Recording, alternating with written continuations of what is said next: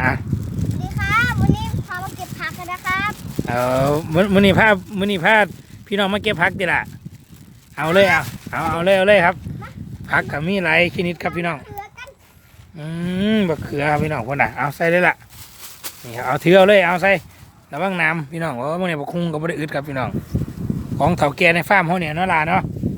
เก็บได้สบายไม่ได้มีปัญหาอยู่ร่วมกันกินร่วมกันพี่น้องครับเอาอันอยู่ในนี้เป็นของเฒ่าแก่หมดเลยนะครับเด้อ ไม่ใช่ของคนอื่น ไม่แค่ของคนอื่นครับ ของเฮาเอง ของเฮาเองครับกินได้เพราะว่าเฮาอยู่กับเฒ่าแก่เฮาก็เปรียบเสมือนลูกกันเนาะล่ะเนาะครับโอเคครับเอาเก็บให้พี่น้องเบิ้งโชว์นี่เอาบะเขือก่อนครับเอาต้นหน่วยพอดีกินนะล่ะเด้อนี่ครับโอ้ยนี่นะครับเป็นบอลหลานจริงนะยิ้มกันได้ กักกันเงินครับพี่น้องผักบ่ได้อึดอยู่อึดกินเนาะล่ะเนาะบักคุงกับบ่อึดหัวจิงไข่กับบ่อึดเอาพริกน้ำเอาพริกความครับบักคุงตัวนั้นทั้งดกคักตัวน้อยๆเนาะล่ะเนาะ เดี๋ยวเอาปะ ไม่เอาอยู่บ้านเราก็เยอะแยะเอาแต่มะเขือสักเดี๋ยวเอาเกลือก่อนนี่ได้อีกลูกหนึ่งอึ๊บนี่เอาไว้จะไปกินกับตำบักหุ่งกินกับตำบักหุ่งดูพี่น้องเอ้ยงามเห็นครับเห็นบ่พี่น้องอึ๊บอันนี้ง่ายพวดเอาสักหน่อยพ่อในเวลามึงดู ได้อยู่ เอาเหนียวซีหน่อยเหนียวโอเคครับมะเขือนะพอแล้วเอาพริกแบบนี้เอาพี่น้องเอานี่เอาแดงนี่เอาหน่วยแดงนี่บางอันเด็ดขวดมันเด็ดไปเด็ดหมากมันจะแสบมือนี่วิธีเด็ดพริกปั๊บนี่โอเคครับเดี๋ยวมาเก็บตัวไม่เขียวนี่พี่น้องพวกนี้งามเหมือนว่ามึงนู้นหลานเนาะมึงครับพี่น้องมึงนี่ดีเลยครับมึงงามมึงไหนเป็นพ่วงดูมึงดูเห็นว่าพี่น้องเขาเก็บพ่อได้ตับบักฮุงซื้อเท่าไหร่เนาะจะตำมะฮุงไปกินส้มตำแซ่บใบส้มตำรสเด็ดนั่นมาละรสเด็ดเลยครับผมใส่บักพริกได้หลายยังโอ้ได้ทุกอย่างพี่น้องใส่กันนะมาโชว์พี่น้องกันนะฝีมือลูกหลานเลยให้พี่น้องครับ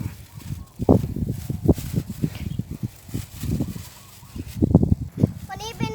ที่ของเท่าแก่นะครับไม่ใช่ของเราครับแต่เรามาขอเขาได้ไม่มีปัญหาครับเขาให้ทุกคนเขาเป็นคนดีมากครับรู้จักความว่าพี่น้องนะว่าเองนะครับวันนี้เป็นของต่อแก่ลูกน้องสามารถกินได้เมื่อติละครับมันเสมือนของเราเองเนาะโอเคครับหลานผมต้องรู้จักความเด้อพี่น้อง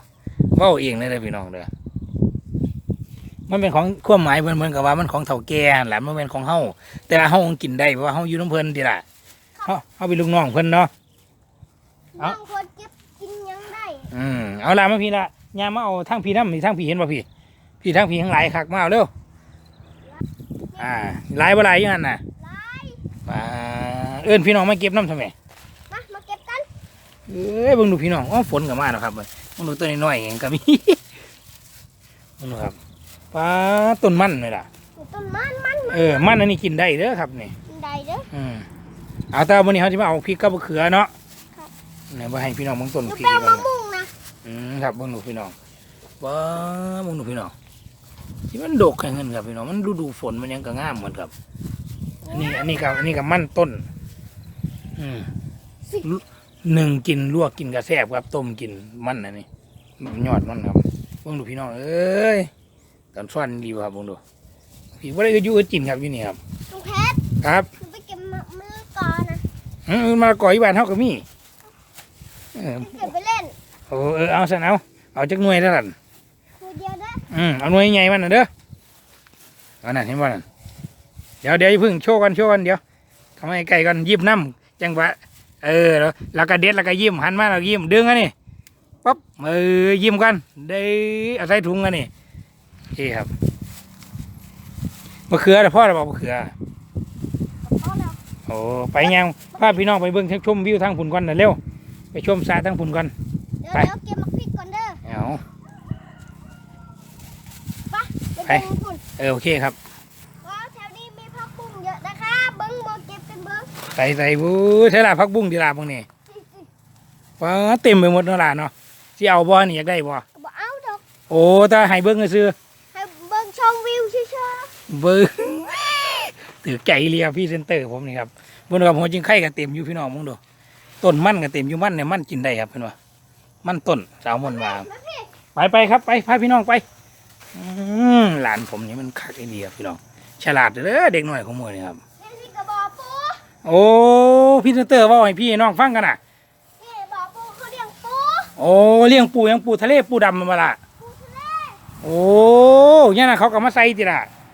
แต่บางตกเด้อล่ะเด้ออืม แล้วมาเบิ่งชมวิว ใส่ครับเดี๋ยวลุงขึ้นไปน้ำนี่พี่น้องเนี่ยใส่เพิ่นเห็นบ่เนี่ยอันนี้เขาเอิ้นรอบนั่นล่ะเนาะ บอกเด้อ เนี่ยนะเขาก็เอาเงียป่ามาใส่ติล่ะพี่น้องอันนี้เป็นในเท่าแก่เพิ่นสิดีซ้ำใดเพิ่นให้ฮอดบ่อเลี้ยงปูอีกเนาะล่ะเนาะบ่อที่เพิ่นบ่ได้เลี้ยงกุ้งคนก็เลี้ยงนั่นเห็นบ่เอาขึ้นมาให้พี่น้องเบิ่งกันน่ะนี่เขาใส่ไว้เห็นบ่พี่น้องมันเข้า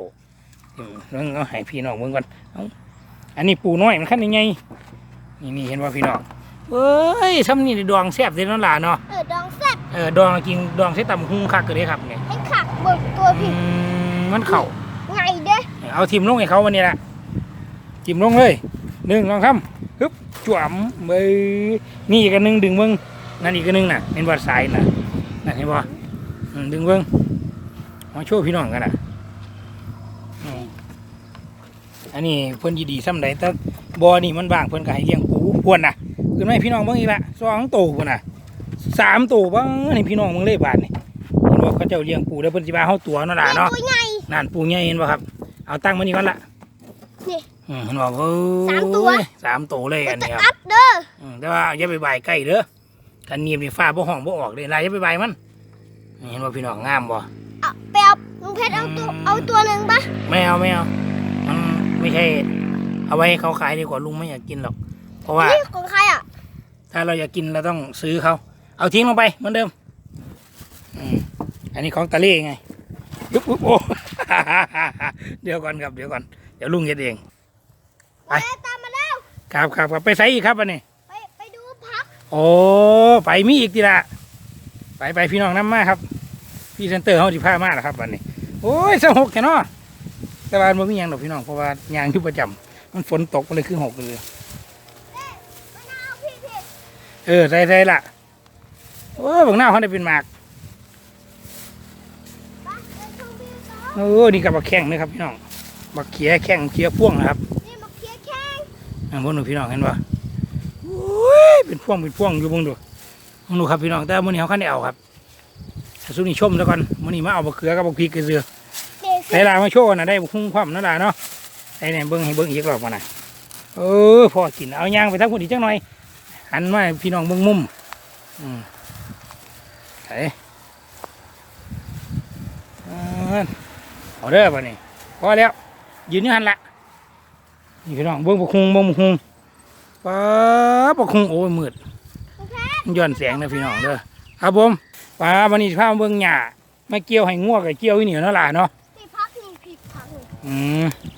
พี่น้องเบิ่งหญ้าเด้อพี่น้องมาดิป๊าดอันนี้ของต่อแก่หมดเด้อพี่น้องเด้อมึงดู บ้านเศร้า ลูกน้องเขาเจ้าก็ปลูกต้นกล้วยไว้อ้อมบ่อต่อแก่ได้กินย้อนครับกล้วยนี่ก็กล้วยของลูกน้องเขาปลูกเองนะครับนั่นแหละเนาะ ครับ เนี่ยพงก็ซาวม่อนกันเนี่ยนะครับมาเกี่ยวนี่ละหญ้าไปงัวมึงดูครับอันนี้ นี่บอปูอยู่ทางคน แต่ว่าช่วงนี้มันฤดูฝนบ่ค่อยได้มาเกี่ยวดอกหญ้าที่ทางเฮาก็บ่ได้ขึ้นอันนี้ก็คือว่าคนละฟังกับที่ลุงเพชรอยู่นั่นแหละเนาะอันนี้ แพ้ที่ไปก่อนที่ฝนจะตก ไปเดี๋ยวนี่เด้อครับนี่พี่น้องนั่นละบ้านเฒ่าแก่ที่เฒ่าแก่บ่อกุ้งที่เฮาอยู่ลำเพิ่นนั่นแหละเนาะนั่นละบ้านเพิ่นครับน้องก้าก็อยู่หลังนี่เห็นบ่ ครับ นี่นะครับน้องก้าอยู่หลังนี่นะครับนี่น้องก้าเด้อน้องก้าอยู่หลังไหนสิดู น้องพี่พูด นี่นะเพิ่นอยู่หลังนี่เด้อน้องก้าเด้อคือว่าแม่เพิ่นน่ะเป็นแม่บ้านให้เฒ่าแก่เป็นแม่ฮักเนาะเป็นแม่ฮักสาวมุ่นล่ะโอเคครับคนละฟาร์มกับพี่น้องเฮาหลังจากไปเก็บผักมาแล้วนั่นล่ะเนาะ ครับ แล้วก็มาตำส้มตำต่อครับ มา เอาพริกตำเอาเอาพ่อก่อนครับพ่อก่อนเอาพ่อก่อนไปเอาเสียนใส่เอานี่ร้านกินน้ำเอาพริกใส่นิดเดียวครับ พอดีกินได้ครับ พอดีกินได้เนาะ ครับ เคยกินอยู่แล้ว โอเคครับเดี๋ยวเพิ่งใส่หน้าก่อนเพิ่งปั๊บใส่เขียเรียนก่อนลุกโอเคเดี๋ยวแต่ตาม ใจเย็น ได้ใจเย็นก็ใจเย็น ใส่น้ำปลาก่อนปุ๊บ กระแดก ใส่ปลาแดกนี่ครับพี่น้อง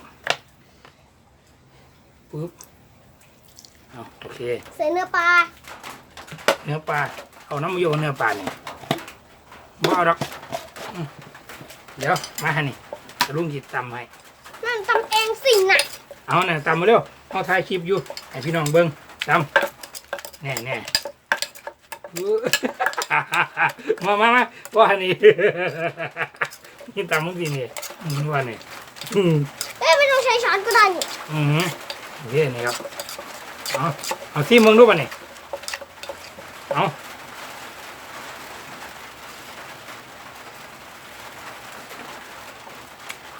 เจ้าบ้าผ่านยังเอาปลาแดกที่จังหน่อยพี่น้องเนาะนี่ปลาแดกครับมันจะกระเด็นเข้าตาเจ้าของนั่นเห็นบ่น่ะเอาเฮ้ลงละเอานี่มาบุ้งกวดออกโอ้ยสุดยอดพี่น้องเดี๋ยวโชว์พี่น้องก่อนมาพี่น้องมื้อนี้ให้ร้านกินน้ำใส่พริก3 หน่วยครับ 3 ชิ้นหน่วย3 ชิ้นหน่วยโอเคครับตั้งกล้องกินกันเลยเนาะล่ะเนาะเอาพี่น้องเรียบร้อยแล้วครับน้ำเป็นน้ำครับเเมนูส้มตำกับผักผักที่เราไปเก็บมาปะล่ะ ครับนี่มาเขียกับผักบุ้งไปเก็บมาครับพี่น้องโอเคครับตั้งกล้องกินกันเลยเนาะล่ะเนาะครับเป็นพี่น้องมากินสวัสดีครับมาครับพี่น้องมามาพี่น้องโอ้ยเอาไว้ก่อนครับเดี๋ยวลุงกินนี่ก่อนน้ำมึงกินไหมเร็วไม่ได้ป่ะกินเมื่อไหร่ว่าต้องกินใส่บักพริกเองให้3 หน่วย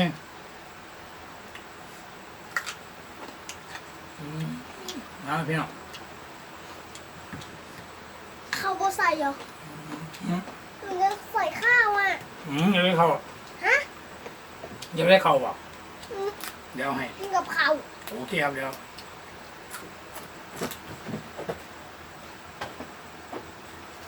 ผัดข้าวไม่ได้นะกินเล่นซื่อเดี๋ยวย่านกันเขากินไหมเนาะ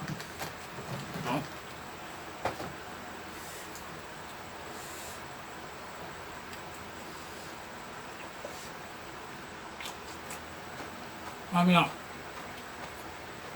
ได้เลือก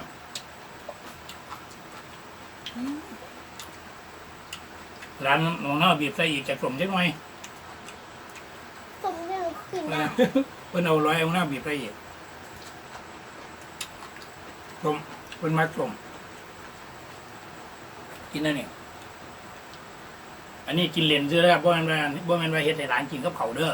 ทำกินเลนของเว้นซื้อเพิ่นนั่งอยากกินเขาเพราะเขาเพิ่งกินไปครับ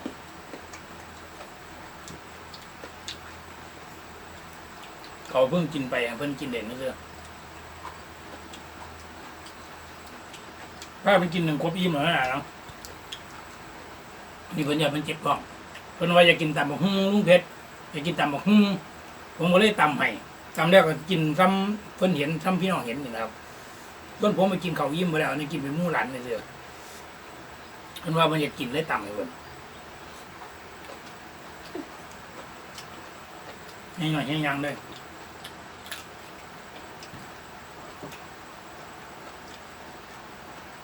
ก็เกลือพักบุ้งเนี่ยออกทุกตัวเลย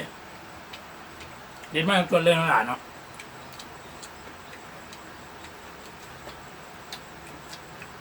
แซ่บอยู่ข้างแกะจุ่มนิดนึง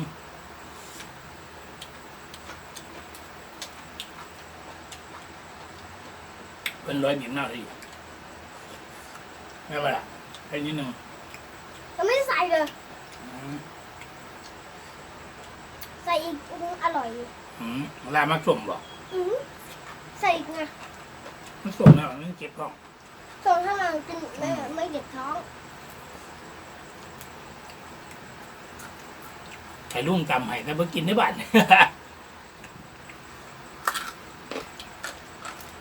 เห็นหัวลุงบ่ล่ะ ฮะ เห็นหัวลุงบ่ เห็น มานี่มาออกกล้องให้พี่น้องเบิ่ง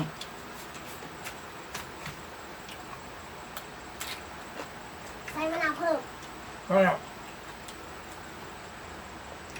เดี๋ยวลุงอีกปิดคลิปแล้วเดี๋ยว